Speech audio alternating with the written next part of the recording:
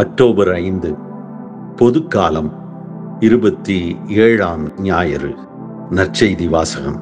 லூக்கா நற்செய்தி 17ஆம் பிரிவு 5 முதல் 10 முடிய இறை வார்த்தைகள். அக்காலத்தில் திருத்தூதர்கள் ஆண்டவரிடம், எங்கள் நம்பிக்கையை மிகுதியாக்கும் என்று கேட்டார்கள். அதற்கு ஆண்டவர் கூறியது, கடுகளவு நம்பிக்கை உங்களுக்கு இருந்தால் நீங்கள் இந்த காட்டு அத்தி மரத்தை நோக்கி, நீ வேரோடே பெயர்ந்து போய் கடலில் வேரூன்றி நில் என்று கூறினால் அது உங்களுக்கு கீழ்ப்படியும். உங்கள் பணியாளர் உழுதுவிட்டோ மந்தையை மேய்த்துவிட்டோ வயல்வெளியிலிருந்து வரும்போது அவரிடம், நீர் உடனே வந்து உணவருந்த அமரும் என்று உங்களில் எவராது சொல்லுவாரா? மாறாக, எனக்கு உணவு ஏற்பாடு செய்யும், உம் இடையை வரிந்து கட்டிக்கொண்டு நான் உண்டு குடிக்கும் வரை எனக்கு பணிவிடை செய்யும், அதன் பிறகு நீர் உண்டு குடிக்கலாம் என்று சொல்வார் அல்லவா? தாம் பணித்ததை செய்ததற்காக அவர் தம் பணியாளருக்கு நன்றி கூறுவாரோ? அதுபோலவே நீங்களும் உங்களுக்கு பணிக்கப்பட்ட யாவற்றையும் செய்தபின், நாங்கள் பயனற்ற பணியாளர்கள், எங்கள் கடமையைத்தான் செய்தோம் எனச் சொல்லுங்கள்.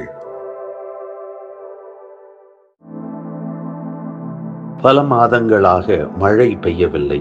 எங்கும் வறட்சி. பயிர்கள் வாடி நின்றன. கால்நடைகளின் தாகத்திற்கு கூட தண்ணீர் இல்லாத நிலை.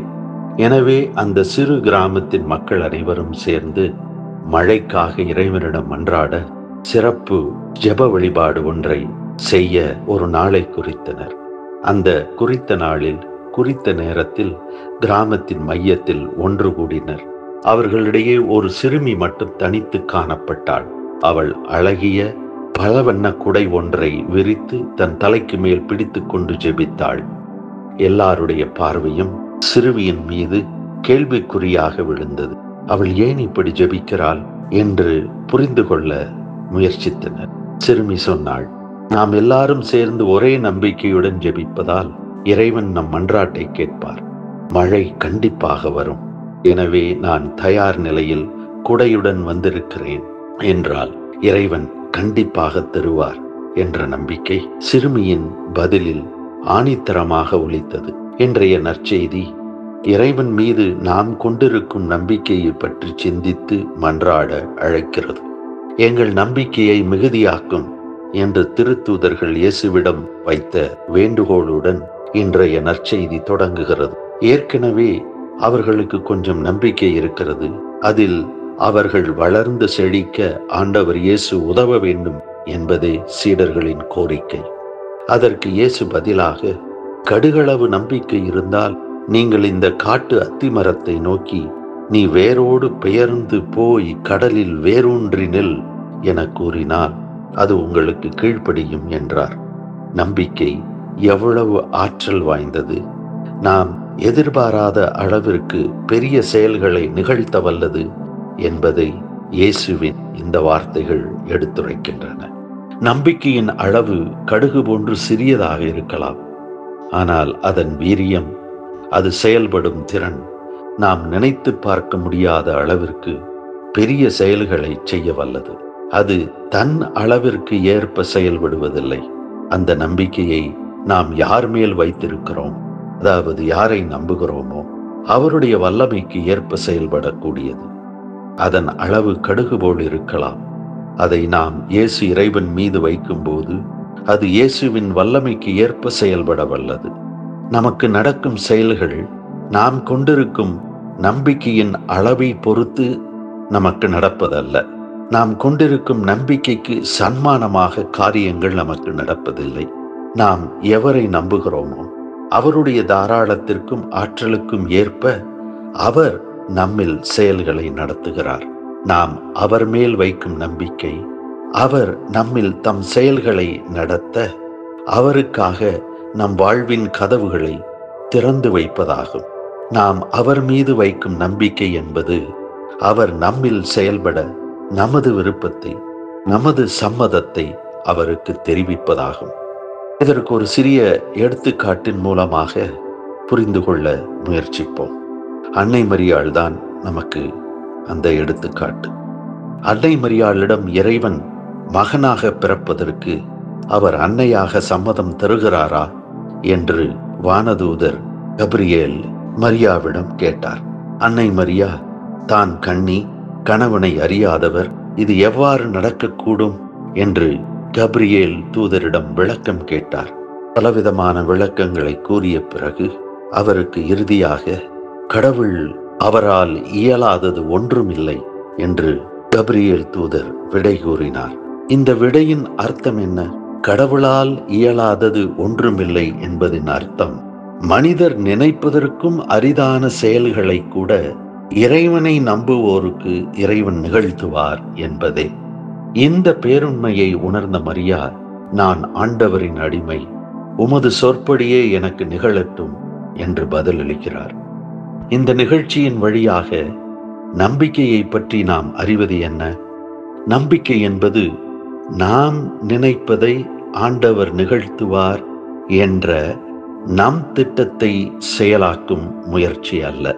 நம்பிக்கை என்பது நான் ஆண்டவரின் அடிமை என்று நம்மை முழுவதும் இறைவன் நம்மில் செயல்பட விட்டு கொடுக்கும் முயற்சி, நமது இணக்கத்தை, ஒப்புதலை தெரிவிக்கும் முயற்சி. அத்தகைய நம்பிக்கை முழு அர்ப்பணமாகும். அத்தகைய நம்பிக்கைக்கு அளவு இல்லை.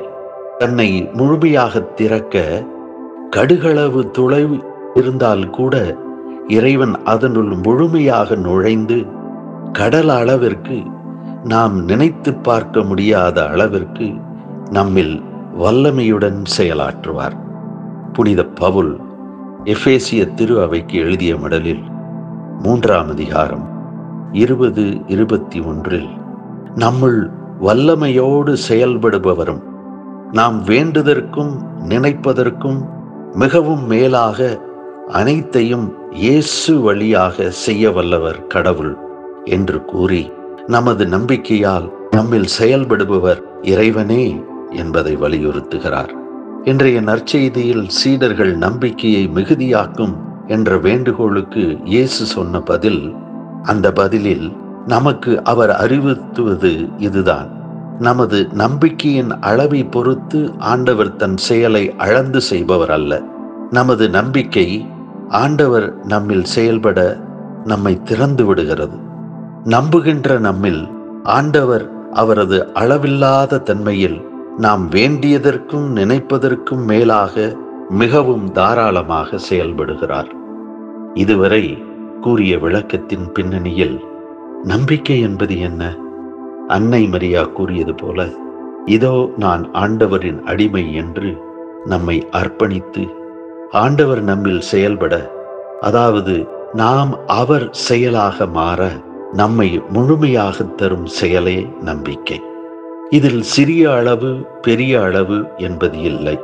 இதில் தன்னை முழுவதும் ஆண்டவர் செயல்பட தன்னை முழுமையாக அர்ப்பணிப்பதே நம்பிக்கையாகும். அவர் சொற்படியே, அவர் திட்டப்படியே, அவர் திருவுள விருப்பப்படியே அவர் செயலாக மாறுவதே நம்பிக்கையாகும். அன்றைய சமுதாய சூழலில் அன்றாடம் நடக்கும் நிகழ்ச்சி ஒன்றை கூறி இதை இன்னும் சற்று எளிதாக விளக்குகிறார் இயேசு. தலைவருக்கு பணிபுரியும் பணியாள் எப்போதும் எவ்வித எதிர்பார்ப்பும் நிபந்தனையும் இன்றி பணிவுடை புரிவார்.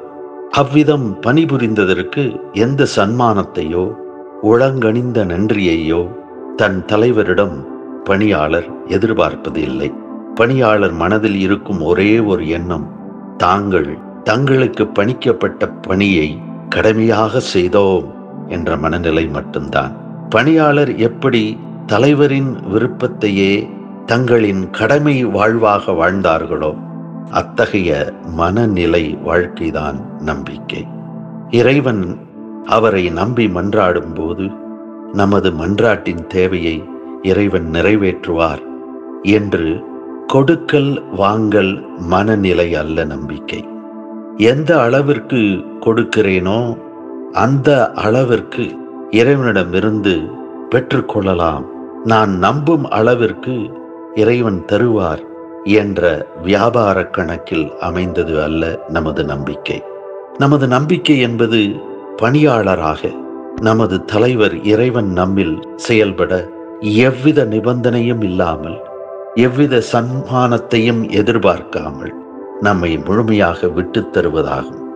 நாம் பணியாளர் என்ற முறையில் நம்மில் செயல்பட நம்மை முழுமையாக விட்டு கொடுக்கும்போது நாமே தலைவரின் செயலாகி விடுகிறோம். இவ்வாறு நாமும் நம் தலைவரும் ஒன்றிக்கும் நிலைதான் நம்பிக்கை. புனித பவுல் கலாத்தியருக்கு எழுதிய அந்த கடிதத்தில் 2ஆம் அதிகாரம் 20வது வசனத்தில் விளக்கியது போல, இறைமகன் இயேசு மீது கொண்டுள்ள நம்பிக்கையின் அடிப்படையில் நாம் இவ்வுலகில் வாழ்கிறோம். எனவே வாழ்வது நாம் அல்ல, கிறிஸ்துவே நம்மில் வாழ்கிறார். நமது நம்பிக்கை நம்மை அவர் செயலாக மாற்றுகிறது. நம்புவோர் அனைவர் வாழ்க்கையையும் இயேசுவின் வாழ்க்கையாக மாறும் அளவிற்கு நம்பிக்கை நம்மை அர்ப்பணமாக்குகிறது. இன்றைய முதல் வாசகத்தில் அபாக்கூக்கு இறைவாக்கினர் உரைக்கும் வார்த்தைகள் நம் காலத்திற்கும் ஏற்றவைகளாக நம் காதில் ஒலிக்கின்றன. நம்மிலும் நம்மை சுற்றிலும் நடக்கும் வன்முறை, கொடுமைகள், வழக்குகள், வாதங்கள், அநீத செயல்களை பார்க்கும்போது அபாக்கூக்கு போலவே, இறைவா மீட்க மாட்டீரா, உம்மை நோக்கி கூக்குரல் இடுகிறோமே செவிசாய்க்க மாட்டீரா என்று புலம்பி ஜெபிப்பது நமது குரலாகவும் உணர முடிகிறது. இறைவன் அவருக்கு காட்சி கொடுத்து அவர் நம்பிக்கையை தளரவிட வேண்டாம், நம்பிக்கை கொண்டோர் இறைவன் மீட்பு செயலை கண்டிப்பாக காண்பர், நம்புவோர் பிழைப்பார் என்று அபாக்கூக்கு இறைவாக்கினருக்கு புது மனத்திடத்தையும் வாழ்க்கை பிடிப்பையும் இறைவன் ஏற்படுத்தினார். இந்த நம்பிக்கையின் வலிமையை அவருடைய இறைவாக்கு புத்தகத்தின் இறுதியில் அவர் வடித்த எளிய கவிதையின் மூலம் புரிந்து கொள்ளலாம். அத்திமரம் துளிர்க்காமல் போனாலும், திராட்சை கொடிகள் கனிதராவிட்டாலும், வயலில் தானியம் விளையாவிட்டாலும், ஆடுகள் மாடுகள் கால்நடைகள் அழிந்து இல்லாமல் போனாலும், நான் ஆண்டவரில் களி கூறுவேன், என் மீட்பராம் கடவுளில் மகிழ்ச்சியுறுவேன். ஆண்டவராகிய என் தலைவரே என் மீட்பர். வாழ்வின் எல்லா சூழல்களிலும் நம்பிக்கை ஒன்றே நம்மை வாழ வைக்கும் என்று அபாக்கூக் கூறுகிறார். வாழ்வு ஒரே சூழ்நிலையில் தங்கிவிடும் திடப்பொருள் அல்ல. அதன் சூழ்நிலைகள் மாறி மாறி வளர்ந்து கொண்டே இருக்கும். வாழ்க்கை ஒரு உயிரோட்டம். இதில் நம்பிக்கை ஒன்றே வாழ்வின் எல்லா சூழ்நிலைகளிலும் வலிமையுடனும் மகிழ்வுடனும் நம்மை வாழச் செய்து கொண்டிருக்கும். வாழ்வின் ஊற்றான இறைவனை நம்பி நாம் வாழும்போது நம் நம்பிக்கையின் வழியாக அவரே நம் வாழ்வாக இருப்பார். அந்த நம்பிக்கையின் வாழ்வை வாழ அவரே நம்மில் வழியாகவும் ஆற்றலாகவும் மாறுவார்.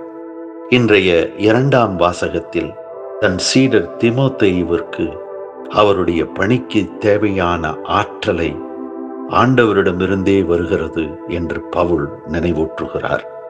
பவுலின் வார்த்தைகள் நமக்குள் வாழ்வின் ஆற்றலையும் அன்பையும் ஊற்றும் ஆண்டவர் மீது நம்பிக்கை வைத்து வாழ அழைக்கின்றன. நமக்கு கோழையான உள்ளத்தை ஆண்டவர் தரவில்லை. நம்பிக்கையில் எந்தவித சூழ்நிலையிலும் அவருடைய வாழ்வின் அம்சங்களாக வாடும் நற்சான்றுகள் நாம். இறை வாழ்வின் சுவைகளாக பரிணமிக்கும் அவருடைய பிள்ளைகள் நாம். நம்பிக்கை கொண்டவர்கள் வாழ்வார்கள். நம்பிக்கை கொண்ட நாமும் வாழ்வோம்.